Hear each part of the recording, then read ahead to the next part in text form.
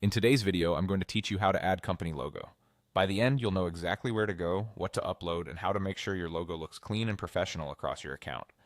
First, make sure you're signed in and on your main dashboard. From here, look for the account area. Depending on your layout, this might be a link in the sidebar, a gear icon, or under your profile menu at the top right. Click into Account and then open the Branding section.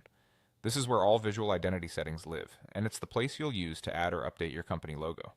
Inside Branding, find the option to upload or change your logo. Click the button to upload, then choose your logo file from your computer. Most platforms accept PNG and JPG for standard images, and some also allow SVG for crisp scaling. If your logo has a transparent background, a PNG is usually the safest choice. Aim for a clear, high-resolution file so it doesn't look pixelated, but keep the file size reasonable to avoid slow loading. Once you've selected the file, you may see a preview and some basic editing tools like crop or scale. Make sure the logo isn't cut off and that there's enough padding so it doesn't feel cramped.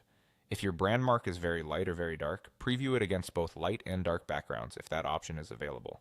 This helps you catch contrast issues before you save. When you're happy with the preview, save or apply your changes. The label might read Save, Update, or Publish depending on your system. Give it a moment to process. If you don't immediately see the new logo across your account, refresh the page. Sometimes your browser cache holds on to older images. A hard refresh or opening a new tab can help.